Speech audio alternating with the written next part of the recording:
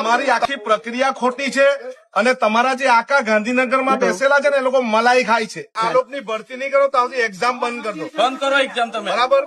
હવે તો ઉર્જા મંત્રી બી અહીંયા રહ્યા નથી એટલે તમે દબાણમાં બોની રહેતા. છેલ્લે જતા જતા એ વેચી ગયા. અમે ખાનગી લોકોને બોલાય અમારા વિસ્તારમાં મોકલો એ નહીં ચાલે ભાઈ. હા, સુરતના ડીજીવીસીએલ કચેરીની સામે બે આદિવાસી નેતાઓ ધરણા પર બેસી ગયા હતા.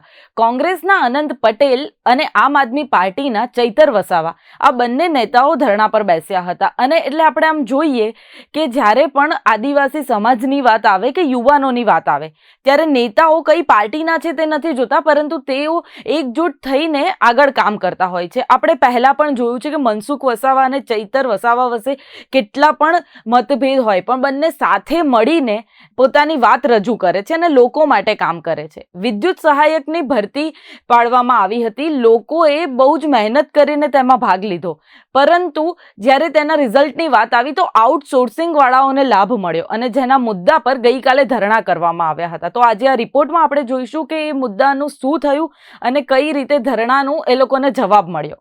સુરતના કાપોદ્રામાં કોંગ્રેસના અનંત પટેલ અને આપના ચૈતર વસાવા એક જ ફર્સ્ટ પર બેસીને લડી રહ્યા છે.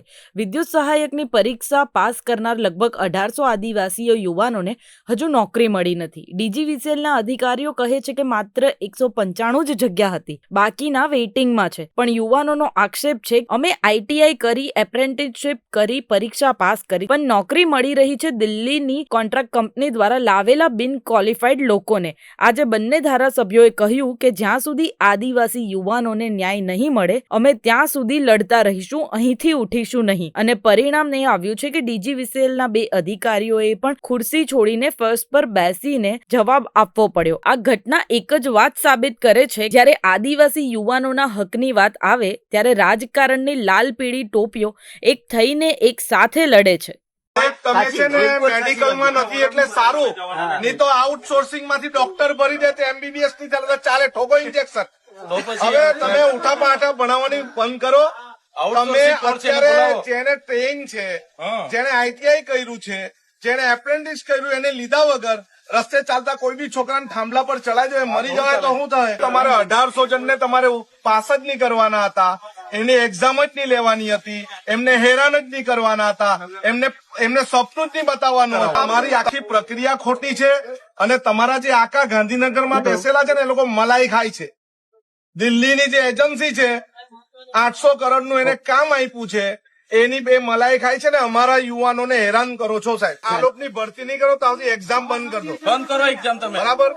હવે તો ઉર્જા મંત્રી બી અહીંયા રહ્યા નથી એટલે તમે દબાણમાં બોની રહેતા. છેલ્લે જતા જતા એ વેચી ગયા. અમે ખાનગી લોકોને બોલાય અમારા વિસ્તારમાં મોકલો એ નહીં ચાલે ભાઈ. હા, આ બધા બી અમારા ત્યાંથી જ આવે છે. આ થાંભલા ચડવા ઉતરવાનું કામ આદિવાસી, એસસી ને ઓબીસી ને માઇનોરિટી નું જ છે, બીજા કોઈ ચડવાનું નથી. બીજા ચડવાનું નથી. બાર થી અમારે ગામડેથી અહીંયા છોકરાઓ આવીને કામ કરશે ને અમે જવાબ લેવા આવ્યા છે. મહિના પછી, 2 મહિના પછી, આમ મહિના પછી એ બધું કઈ આવે નહીં. કાલથી ધરણા પર પે જાઉં બહાર, કોઈને અંદર ઘૂસવાન દે હું.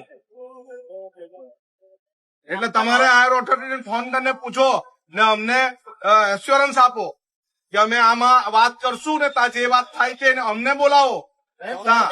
મીટિંગ થાય તેમાં અમને બે ધારાસભ્યને બોલાવો નહીં, ચર્ચા કરો શું થાય. 5 આ છોકરાવાળાને બોલાવો, 5 છોકરાને બોલાવો. દક્ષિણ ગુજરાત વીજ કંપની લિમિટેડ દ્વારા આગળ 22/12/2024 ના રોજ અહીંયા પરીક્ષા રાખી, પોલ ટેસ્ટિંગ રાખ્યું અને પોલ ટેસ્ટમાં જે લોકો પાસ થયા એમના માટે એક લેખિત પરીક્ષા 19/1/2025 ના રવિવારના રોજ અહીંયા લેવામાં આવી. એ પરીક્ષામાં એમણે કીધું કે 1864 જણની વેકેન્સી છે અને 1864 જણને પાસ કર્યા. તો હજારો લોકોમાંથી 1864 જણ જે લોકો પાસ થયા એમને ઓર્ડર આપવાની જગ્યાએ આમણે 2 મહિના બાદ ભાજપના કેટલાક નેતાઓના ઇશારે દિલ્હીના એક ખાનગી માલિકી કંપનીને બારોબાર મેન પાવર પૂરું પાડવા માટેનું ટેન્ડર આપી દીધું છે, જેના કારણે જે લોકો 1864 પાસ થયા છે એમને ઓર્ડરો આજ દિન સુધી મળ્યા નથી. અમે થોડા મહિનાઓ પહેલા જુલાઈ માસમાં અહીંયા આવીને રજૂઆત કરી. એ દિવસે 65 જણને ઓર્ડરો એમણે કાઢીને આપ્યા હતા. એના સિવાય બીજા કોઈને ઓર્ડર મળ્યા નથી. તો અમારે સરકારશ્રીને વિનંતી છે કે જે ભરૂચ, નર્મદા, સુરત અને વલસાડના ઉમેદવારોએ પરીક્ષા પાસ કરી છે એ 1864 લોકોને વર્ક ઓર્ડર આપવામાં આવે, એમને નોકરીમાં લેવામાં આવે એવી અમારી માંગણી છે. એ લોકોને છેલ્લા 10 મહિના થઈ ગયા ઓર્ડર નથી આપતા અને ખાનગી કંપની બારોબાર પોતાના માણસોને પૈસા લઈ લઈને 5-5, 10-10 લાખ રૂપિયા લઈને ભરતી કરી રહી છે, જેનો અમે વિરોધ કરીએ છીએ. જે લોકો સરકારના પરિપત્ર મુજબ એમની પરીક્ષામાં પાસ થયા છે એમને જ નોકરીના ઓર્ડર આપવામાં આવે એવી અમારી માંગણી છે.